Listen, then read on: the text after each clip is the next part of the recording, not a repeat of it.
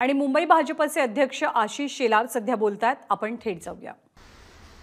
उद्या 1 तारखेला भारतीय जनता पक्ष मुंबईच्या वतीने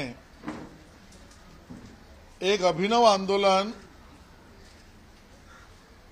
उभाटाला प्रश्न विचारणारे मुंबईकरांच्या वतीने आम्ही करणार आहोत। त्या आंदोलनाचं नाव मुंबईकरांचा आक्रोश। मुंबईकरांचा आक्रोश या नावाने उद्या भारतीय जनता पार्टीची युवा आघाडी युवा मोर्चा आणि भारतीय जनता पार्टीची महिला आघाडी महिला मोर्चा दोन ठिकाणी आक्रमक आंदोलन करून मुंबईकरांच्या वतीने उद्धवजी आणि त्यांच्या बगल बच्चांना थेट प्रश्न विचारणार आहोत। 25 वर्ष मुंबईत तर मुंबई महानगरपालिकेच्या अर्थसंकल्पावरची लूट तुम्ही केली, दरोडा तुम्ही घातलात।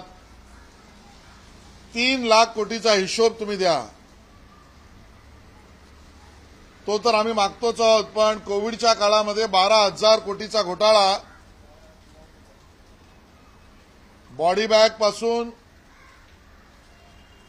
फॉल्टी ऑक्सिजन प्लांट पासून जम्बो कोविड सेंटर पासून पीपीई किट, सॅनिटायझर, औषधं, वॅक्सिन, बेडशीट कव्हर इथपर्यंत आपल्या बगल बच्चांना पीए आणि जवळच्या लोकांना मालामाल बनवण्यासाठी कोविडचा काळ उद्धवजी तुम्ही आणि तुमच्या बगल बच्चांनी वापरला। चौकशी तर चालू आहे, हिशोब आम्ही तुमच्याकडनं मागतो आहोत। आणि म्हणून मुंबईकरांचा आक्रोश युवा मोर्चा नरिमन पॉइंटला भाजप कार्यालयाजवळ सुरू करील आणि पोलीस कमिशनर ऑफिसकडे जायचा प्रयत्न करेल। महिला मोर्चा दादरला स्वामीनारायण मंदिराच्या बाहेर स्टेशनच्या बाहेर आंदोलन करेल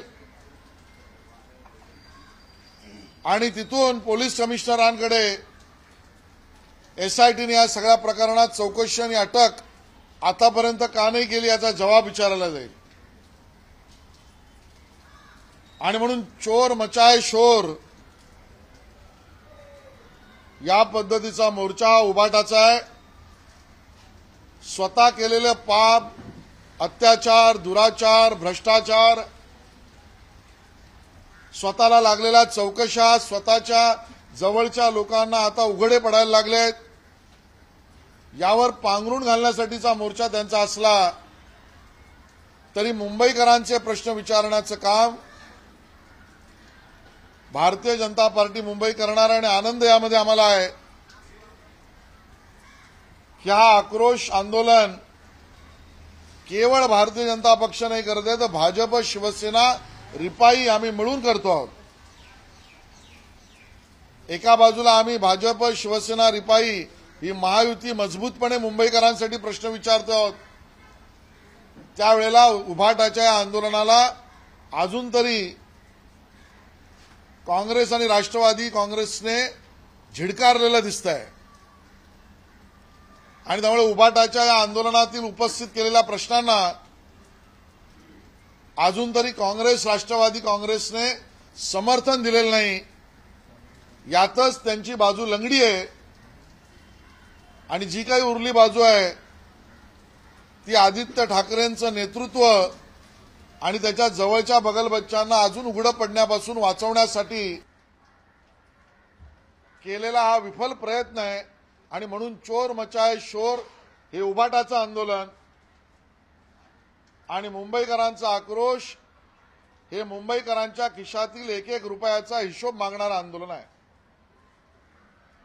धन्यवाद।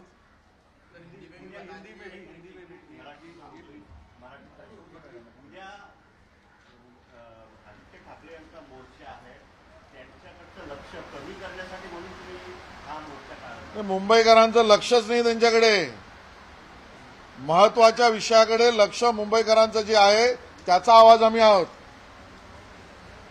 मुंबईकरांचं लक्ष आणि त्याबद्दलची अप्रिसिएशन हे नव्याने बनणारे चांगल्या कंत्राटदारांना चांगले बनणारे रस्ते याकडे आहेत।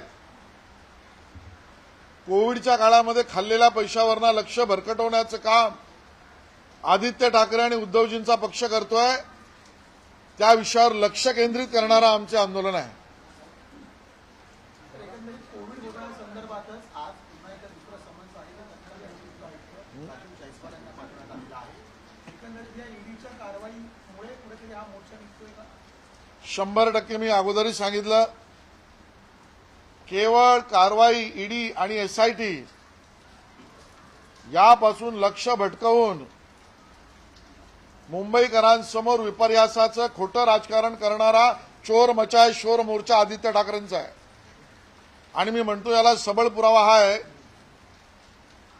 कारण मोर्चा घोषित होण्याच्या 4 दिवस आधीच 3 दिवस आधीच राज्यव्यापी परिषद होती. त्यात उद्धवजी आदित्यजी होते, त्यात मोर्चाची घोषणा झाली नाही, मोर्चाचा निर्णय झाला नाही. बरं, त्या दिवशी झाला नाही. षण्मुखानंदमध्ये पक्षाचा वर्धापन दिन, पक्ष नाही गटाचा, त्या गटाच्या वर्धापन दिनामध्ये सुद्धा मोर्चाचा म पण निघाला नाही. आणि मग ज्या वेळेला शिवसेनेच्या वर्धापन दिनात एकनाथ शिंदे साहेबांनी एसआयटी घोषित केली आणि म्हणून मी मागे म्हटलं लागली मिरची आणि मग निघाला मोर्चा. त्यानंतर दुसऱ्या दिवशी मोर्चाची आठवण झाली आहे. त्यामुळे मुंबईकरांच्या विषयाशी यांना काही देणं घेणं नाही. माझं कुटुंब माझी जबाबदारी एवढ्या स्वार्थी हेतूने या मोर्चाचं आयोजन आहे. आमचं आंदोलन मुंबईकरांसाठी आहे. मुंबईत सध्या पाऊस सुरू असल्यामुळे ठिकठिकाणी ट्रॅफिकचा विलंब होतोय, अनेक ठिकाणी सखल भागामध्ये पाणी साचतंय. हे सगळं नियोजनाअभावी मुंबईकरांचे हाल होत आहेत. कसं पाहता याकडे? मुंबईकरांच्या या पद्धतीच्या दुरावस्थेला मुक्त देण्यासाठीच उद्धवजींपासून महापालिका वेगळी करावी लागेल. गेल्या वर्षभरातल्या कार्यकाळामुळेच हे झालंय असं नरेटिव्ह सेट करण्याचा त्यांचा प्रयत्न असला तरी आजही समुद्र सपाटीपासून आमचे आउटफॉल डिस्चार्ज सेंटर हे गेल्या 25 वर्षात वर का नाही बांधले? समुद्राचं पाणी इनग्रेस जमिनीकडे येतं, ते थांबवल्या गेलं का नाही? ब्रिमस्टोवर्ड रिपोर्टप्रमाणे पावसाचं पाणी समुद्राकडे घेऊन जाणारे नाले हे गेल्या 22 वर्षात अजून परिपूर्ण का झाले नाहीत? मिठी नदीच्या साफ स्वच्छतेवर गेल्या 12 वर्षात हजारो करोड रुपये खर्च होऊन त्या विषयातलं काम पूर्ण का झालं नाही? मुंबईत पडणाऱ्या रस्त्यांवर वारंवार कायमस्वरूपी उपाय म्हणून चांगले कंत्राटदार, चांगले रस्ते आणि नवीन टेक्नॉलॉजी या विषयात एकही काम झालं नाही. ही सगळी गेल्या 20-25 वर्षाची पापं मुंबईकरांच्या डोकी मारली जात आहेत. पण केवळ राजकारण करून चालणार नाही. म्हणून मी शिंदे आणि फडणवीस सरकारचा धन्यवाद देईन की त्यांनी नवीन टेक्नॉलॉजीच्या आधारावर नवीन रस्ते निर्माण करणं या कामाला सुरुवात केली. त्या ठिकाणी वेस्ट वॉटर ट्रीटमेंट फॅसिलिटी गेल्या 25 वर्षात एकही झालं नव्हतं. एका वर्षात 6 कामं सुरू झाली. या पद्धतीच्या मूलभूत आवश्यकतांच्या कामाला आता कुठे 250-300 दिवस सुरू झाले आहे. आणि त्यामुळे ही जी कळ मुंबईकरांना सोसावी लागते त्याचं कारण भ्रष्ट व्यवस्था, भ्रष्ट कंत्राटदार आणि भ्रष्ट नेतृत्व महापालिकेतलं उद्धवजींच्या काळातलं आहे. नेता जो राहुल ठाकरे यांच्या जवळचा माणूस आहे त्याच्यावरती आयटीची धाड पडली आहे. आज आदित्य ठाकरेंच्या जवळचा आहे. आज त्यांच्या पक्षप्रवेश होतोय शिंदे गटामध्ये अशी माहिती कळते म्हणजे शिवसेनेमध्ये. मला याची काय माहित नाही, पण असा कुठे नेता आहे असं माझ्या लक्षात नाही. शिंदे फडणवीस सरकारला 1 वर्ष पूर्ण झालंय. राऊतांकडून या सगळ्या गोष्टींची खिल्ली उडवली आहे. महाराष्ट्राच्या पदोन्नतीला आज 1 वर्ष पूर्ण झालंय असं राऊतांनी वक्तव्य केलंय. कसं पाहताय? मला वाटतं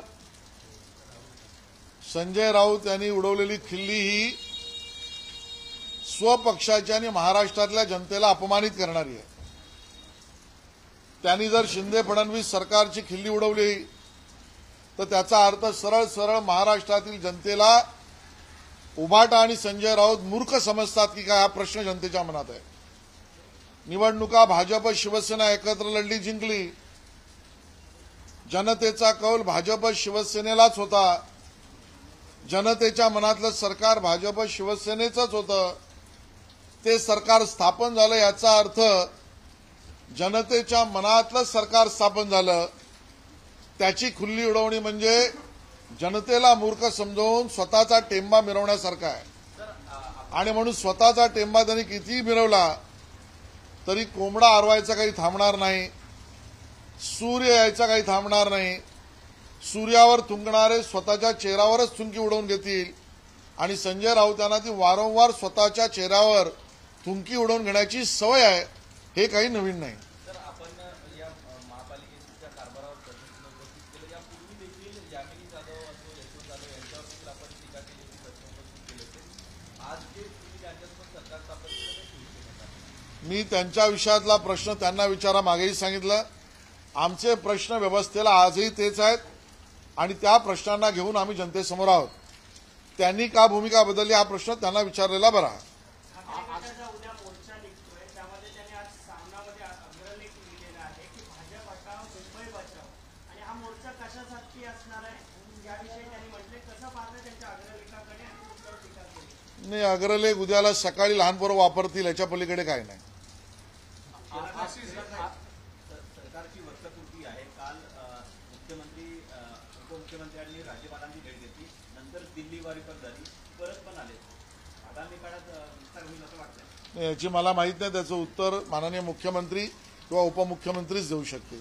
आशीष जी, आप लोग मोर्चा निकाल रहे हैं, आक्रोश मोर्चा, किस तरीके का आक्रोश मोर्चा होगा और किसके खिलाफ भी होगा? भारतीय जनता पार्टी मुंबई की तरफ से कल दोपहर से शाम तक भारतीय जनता पार्टी की युवा मोर्चा की तरफ से एक जगह पर और महिला मोर्चा से दूसरी जगह पर मुंबई का आक्रोश इस प्रकार का आंदोलन करने वाले हैं. कल उबाटा की तरफ से जो मोर्चा निकाला जा रहा है वो ध्यान भटकाने का, विषय को लटकाने का उनका प्रयास है. मुंबई वासियों की तरफ से उबाटा, उद्धव जी और आदित्य जी को सीधा सवाल पूछने के लिए कल ये आंदोलन हम कर रहे हैं. नरीमन पॉइंट पर युवा मोर्चा की तरफ से वहां इकट्ठा होकर आंदोलन करके मुंबई पुलिस कमिश्नर के ऑफिस की तरफ बढ़ना और मांग करना, और उसी तरीके पर दादर में स्वामीनारायण मंदिर के नजदीक महिला आघाड़ी की तरफ से इकट्ठा आंदोलन करके पुलिस कमिश्नर ऑफिस तक बढ़ना. इस प्रकार का जवाब दो आंदोलन हम करने वाले हैं. गए 25 साल में 3 लाख करोड़ रुपए खर्चा हुआ, उसका हिसाब दो. भ्रष्ट व्यवस्था, भ्रष्ट कंत्राटदार, भ्रष्ट नेतृत्व उद्धव जी के नेतृत्व में चल रहा था महापालिका में, उसको सीधे सवाल पूछने का यह आंदोलन है.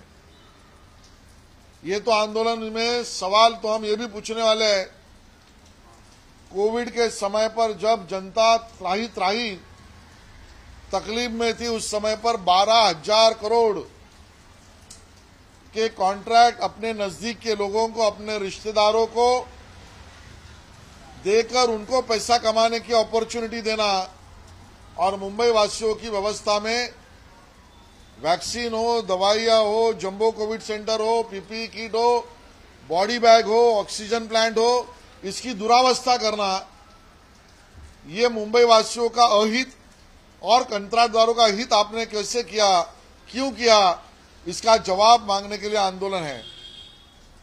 सबसे अच्छी बात तो यह है, ये आंदोलन हम महायुति इस नाते कर रहे हैं, भारतीय जनता पार्टी, शिवसेना और रिपाई, ये हम सब मिलकर इस आंदोलन को कल करेंगे. और दूसरी तरफ अभी तक की जो खबरें, वहां पर जो विपर्यास और झूठ बोलने के मुद्दे लेकर आदित्य जी जाना चाह रहे हैं आंदोलन में, उसको कांग्रेस और राष्ट्रवादी का समर्थन नहीं है. ना वो आंदोलन में है, ना उनको बुलाया गया है. तो जो बिंदु और जो विषय लेकर आदित्य जी बात करना चाह रहे, झूठ बोलना चाह रहे, उसको अभी तक तो कांग्रेस राष्ट्रवादी का समर्थन भी नहीं, और दूसरी तरफ हम महायुति इस नाते मजबूती से मुंबई वासियों के हित का विषय लेकर ये आंदोलन करेंगे। Ashish ji, common civil code को लेकर के प्रधानमंत्री ने खुद ने कहा कि कुछ राजनीतिक पार्टियां कहीं न कहीं लोगों के भविष्य के साथ खिलवाड़ कर रही हैं। अब कांग्रेस ने कमेटी बनाई है, वो स्टडी करेगी और उद्धव ठाकरे ग्रुप ये कह रहा है कि पहले एजेंडा बताएं कि उसमें क्या क्या करेंगे, उसके बाद हम समर्थन देंगे। भाई उद्धव जी का आप बताइए ही मत। उद्धव जी यानी यू टर्न का मतलब उद्धव जी का टर्न। कृषि कानून के समय भी हमने देखा ये अंदर बाहर अलग होते हैं। इनका दल दोगला दल है और दोगलाओं का नेतृत्व संजय राउत है।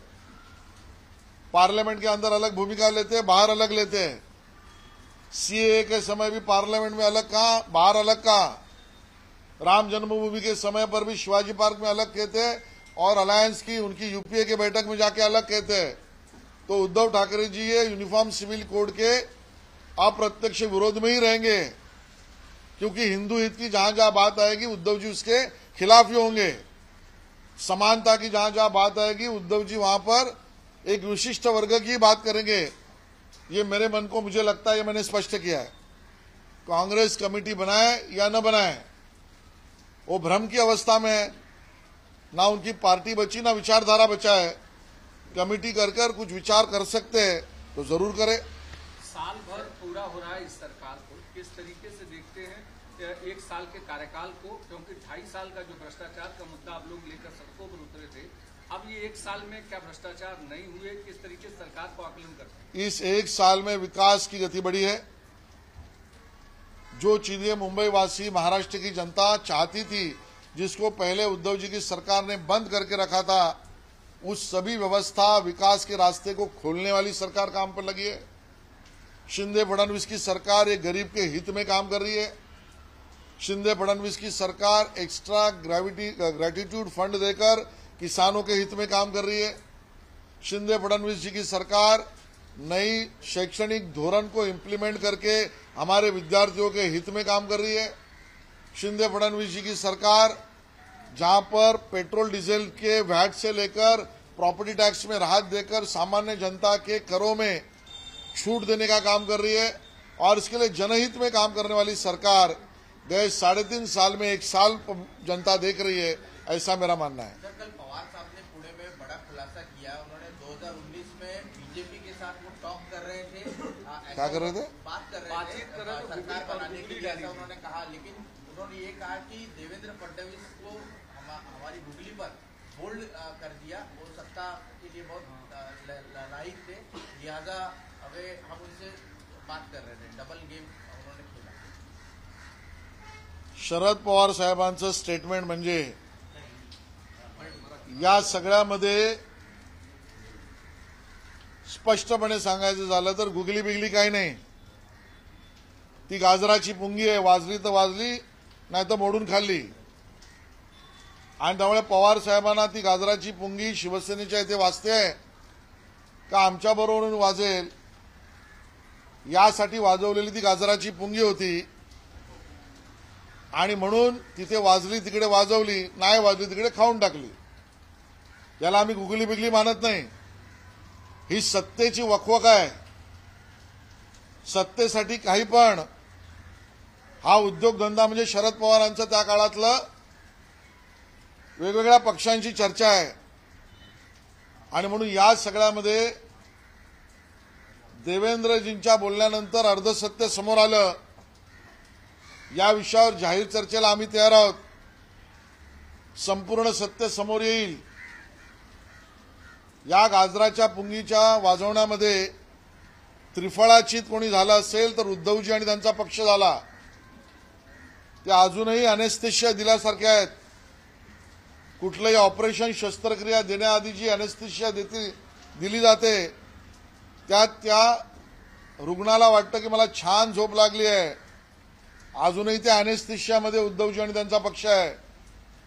शरद पवारांच्या या गाजराच्या पुंगीमुळे उद्धवजींचा पक्ष गेला, उद्धवजींचं शिवसेना नाव गेलं, उद्धवजींची सत्ता गेली, उद्धवजींचं हिंदुत्व गेलं उद्धवजींचे बाळासाहेबांचे विचार गेले आणि म्हणून कहीं पर निगाहे पर कहीं पर निशाणा या पवार साहेबांच्या गाजराच्या पुंगीमुळे उद्धवजींची अवस्था आली आहे. मला आनंद या गोष्टीचा आहे. आता 1 वर्ष पूर्ण होत आहे. त्यावेळेला एकनाथ शिंदेजींनी केलेला उठाव हा किती योग्य होता, त्याचं किती अधिष्ठान होतं, त्यामागे किती विचार होता, हे शरद पवारांमुळेच कळलंय. एकनाथ शिंदेजी आणि त्यांचे सहकारी पहिल्या दिवसापासून हेच म्हणत होते की राष्ट्रवादी काँग्रेस उद्धवजी आपल्याला संपवायला निघालाय. राष्ट्रवादी काँग्रेस आपल्याशी डबल गेम खेळतोय. त्यांचं हेच म्हणणं होतं, राष्ट्रवादी काँग्रेसवर भरोसा ठेवू नका, हे कधी बदलतील सांगता येत नाही. एकनाथजी हेच म्हणत होते, आपल्याला फंड न देता आपल्या विरोधी लोकांना राष्ट्रवादी फंड देते. आज शरद पवार साहेबांनी स्पष्टच केलं की हो, ते आमच्याशी बोलायला तयार झाले होते, बोलत होते, बोलले. याचा अर्थ ते शिवसेनेशी प्रामाणिक नव्हते. पहिल्या दिवशी नव्हते, आजही नाहीत. आणि त्यामुळे एकनाथ शिंदेजींनी केलेला उठाव हा किती योग्य, वैचारिक आणि त्याला अधिष्ठान होतं, याचे पुरावेच शरद पवार साहेबांनी दिले, हे आज स्पष्ट होत है. शरद पवार साहब का बयान, इतने बड़े नेता का बयान इतना ओछा हो सकता है, इसका मुझे आश्चर्य लग रहा है. उनका यह बयान यानी गुगली वगैरह देवेंद्र जी पर कुछ नहीं. जो गाजर की पुंगी हम मराठी में कहते हैं, बजी तो बजी, नहीं तो खा ली. उद्धव जी के पास बजी तो बजाई, हमारे पास नहीं बजी तो खा ली. इस प्रकार के राजनीतिक सत्ता के लिए मैं किसी भी स्तर पर जाऊंगा. राजनीतिक सत्ता ये मेरे लिए सबसे ऊंचा है. ना विचारधारा है, ना महाराष्ट्र है. इसका अप्रत्यक्ष पुरावा यानी शरद पवार साहब का बयान है. उनके इस बयान से ना देवेंद्र जी बोल्ड हुए, ना कुछ हुआ. इनके इस बयान से और उनके इस एक तरीके से खुद ही किए हुए कामों को एक्सेप्ट करने से अगर कोई क्लीन बोल्ड हुआ है तो उद्धव जी और उनकी पार्टी हुई है. उन्होंने किए हुए निर्णय के कारण से उद्धव जी को अपनी पार्टी छोड़नी पड़ी. पार्टी चली गई, चुनाव चिन्ह चला गया, नेता चले गए, अपने साथी चले गए. ये सभी स्थिति शरद पवार साहब के पास साथ जाने से हुई. जो शरद पवार साहब पहले दिन से उनसे प्रामाणिक नहीं थे, या आज उन्होंने कबूल कर दिया है पवार साहब ने. और इसके लिए मुझे इस बात का बहुत आनंद है, जब सरकार महाराष्ट्र की 1 साल पूरा कर रही है, तब एकनाथ शिंदे जी ने किया हुआ उठाव ये कितना योग्य था, वैचारिक था, ये स्पष्ट हुआ है. क्योंकि एकनाथ शिंदे जी और उनके सहकारी पहले दिन से उद्धव जी को यही कह रहे थे कि राष्ट्रवादी कांग्रेस अपने से प्रामाणिक नहीं है, इनके ऊपर भरोसा नहीं रखिए. ये शिवसेना पार्टी को खत्म करना चाह रहे हैं, ये अपने विरोधियों को ताकत दे रहे हैं. और ये सभी बातें 1 साल में हुई. उद्धव जी ही इसमें क्लीन बोल्ड हुए. और शरद पवार साहब पहले भी उनसे प्रामाणिक नहीं थे, आज भी नहीं है, ये स्पष्ट हुआ है. इस तरीके से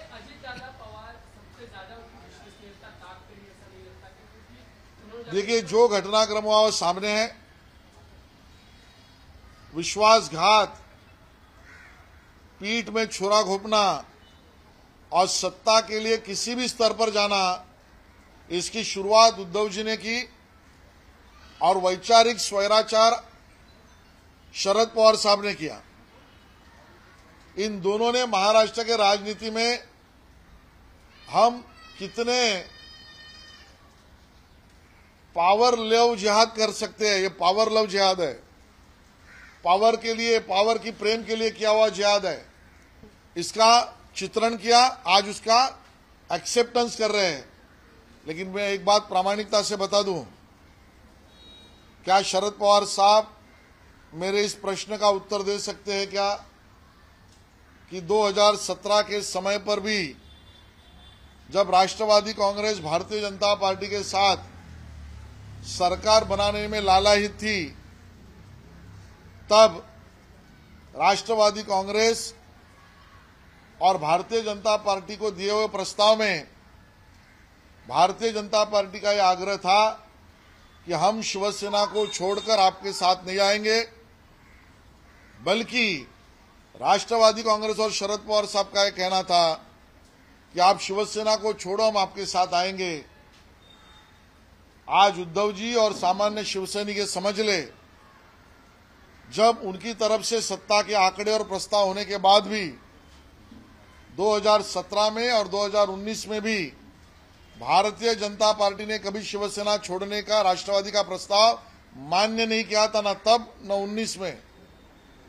लेकिन उद्धव जी, आपका दल इतना दोगला निकला कि हम आपको 2017 में भी नहीं छोड़ रहे थे, लेकिन आपको शरद पवार साहब ने जो एनेस्थेशिया दिया पावर का, उसमें आप हमको छोड़कर सत्ता के लिए वहां जाने में मशगूल हो गए।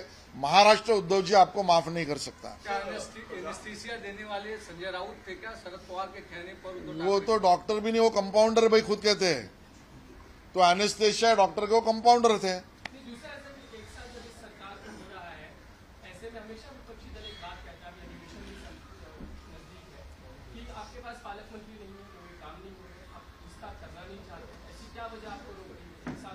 देखिए, काम गति से चल रहा है। काम 3 पार्टी की सरकार के समय जब फाइल मंत्री से, सचिव से मंत्री, मंत्री से उप मुख्यमंत्री, अर्थमंत्री से लेकर मुख्यमंत्री के दरवाजे पर अटक जाती थी, ऐसा महाराष्ट्र विकास आघाड़ी का कारोबार नहीं है। सभी मंत्री प्रामाणिकता से अपने सचिव और मंत्रालय को लेकर जनहित में फाइलों का भी निपटारा कर रहे हैं और काम भी कर रहे हैं। जो सवाल उठा रहे हैं, उनके समय पर फाइलें कितनी जमा हुई थी, उसका आंकड़ा भी हम सामने जाहिर करेंगे। सर, ये प्रधानमंत्री मोदी ने बड़ी गंभीरता से अभी हाल ही में यूसीसी को लेकर बयान दिया। उत्तराखंड ने जो ड्राफ्ट कमेटी बनाई थी, उसने अपना ड्राफ्ट कंप्लीट कर लिया। आप सेशन की तरफ आगे बढ़ रहे हैं। क्या महाराष्ट्र सरकार यूसीसी को लेकर एक कदम आगे बढ़ती हुई दिखाई दे रही है? यहाँ पर महाराष्ट्र सरकार का यूसीसी का जो निर्णय होगा, उस बारे में माननीय मुख्यमंत्री और उप मुख्यमंत्री महाराष्ट्र की जनता को अवगत कराएंगे, निर्णय कराएंगे। मैं उसके ऊपर आज कोई भाष्य नहीं करूंगा। सर, बकरी ईदच्या निमित्ताने नाशिकमध्ये गुलशनाबाद असा नवीन नावाचे बॅनर लागलेले आहे। काय? गुलशनाबाद म्हणून नाशिकचा उल्लेख करण्यात येत आहे। भाजपची काय भूमिका आहे? बघावं लागेल। यामागे उद्धवजींचा तर हात नाही ना, त्यांच्या पक्षाचा तर हात नाही ना। संशय बळावतोय, कारण टिपू सुलतानची जयंती त्यांनी केली। त्यानंतर यूसीसीच्या या माननीय प्रधानमंत्र्यांच्या भाषणानंतर सगळ्यात पहिलं एका विशिष्ट वर्गाचं शिष्टमंडळ यूसीसीला विरोध करणारं कुठल्या नेत्याला महाराष्ट्रात भेटलं असेल तर हिरवे कपडे घालून ते उद्धवजींनाच भेटले। उद्धवजींनी दरवाजे त्यांच्यासाठी सताड उघडे ठेवले। जो काही घटनाक्रम दिसतोय उद्धवजींच्या पक्षाचा, त्यामध्ये या नाशिकच्या ठिकाणी लागलेल्या अवैध बॅनरच्या मागे उद्धवजींचा पक्ष तर नाही ना, हा आमच्या मनात संशय आहे। त्याची चौकशी झाली पाहिजे। सुप्रिया सुले ने भी ट्वीट किया है और कहा है कि ग्रांट रोड के पास सुप्रिया सुले ने ट्वीट किया है और कहा है ग्रांट रोड के पास एक लड़की के साथ छेड़खानी हुई और ये ऐसा इसलिए महाराष्ट्र में हो रहा क्योंकि गृह मंत्रालय एकदम निष्क्रिय हो चुका है और किसी काम लायक नहीं है। किसी भी मेरी माता बहन से छेड़ होना ये गलत गुनाह, और उसको कहीं पर भी टॉलरेट नहीं किया जा सकता। ये बात मैं स्पष्ट कर दूं और सरकार वही काम कर रही है। आज मैं सुप्रिया जी के ऊपर कुछ टिप्पणी आलोचना नहीं करूंगा। आज उनका जन्मदिन है, आप जियो हजारों साल, इतना ही सुप्रिया जी को आज मैं कहूंगा। कैबिनेट विस्तार को लेकर के जिस तरीके से चर्चा शुरू है काफी समय से, क्योंकि अब सरकार को 1 साल पूरे हो रहे हैं, आप एज अ मुंबई प्रेसिडेंट बहुत सारे वर्कलोड भी आते हैं, सीएम दिल्ली जाकर कैसे देखें? ये पूरा का पूरा माननीय मुख्यमंत्री और उप मुख्यमंत्री का अधिकार है। मेरे को इसके बारे में कोई जानकारी नहीं। ऐसा कोई विषय, निर्णय या गतिविधि होगी थी, उसका स्पष्टीकरण माननीय मुख्यमंत्री और उप मुख्यमंत्री करेंगे। कुठल्याही माझ्या माता भगिनीची छेडछाड किंवा तिला त्रास देणं हे महाराष्ट्रात खपवून घेतलं जाणार नाही आणि सरकार तसंच काम करतं, याच्यावर माझा पूर्ण भरोसा आहे। मी आज एवढीच टिप्पणी करेन, मी आज या सुप्रियाताईंच्या ट्विटवर किंवा भाष्यावर कुठलीही टीका आलोचना आज करणार नाही, कारण आज त्यांचा वाढदिवस आहे. त्यांना मी शुभेच्छा देतो आणि सांगतो आप जिओ हजारो साल, एवढाच माझ्या त्यांना शुभेच्छा आहे. नागपुरात राष्ट्रवादी आगामी निवडणुकीसाठी तयारी करत आहे. शरद पवारांच्या निर्देशानुसार 1 बूथ 10 youth असं एक उपक्रम करत आहे. काय वाटतं नागपुरामध्ये राष्ट्रवादी मुस्लिम महाराष्ट्र राष्ट्रवादीला पक्षाच्या बांधणीची आठवण झाली, ही सुद्धा माननीय अमित शहानी बांधलेल्या संघटनेच्या छडीचा फटका बसल्यानंतर आहे. आणि त्यामुळे हा एक अमित शहाच्या छडीचा फटका एक आहे. अशा दृश्य आणि अदृश्य बऱ्याच फटके पडण्याची वेळ आलेली आहे. धन्यवाद. एबीपी माझा, उघडा डोळे बघा नीट.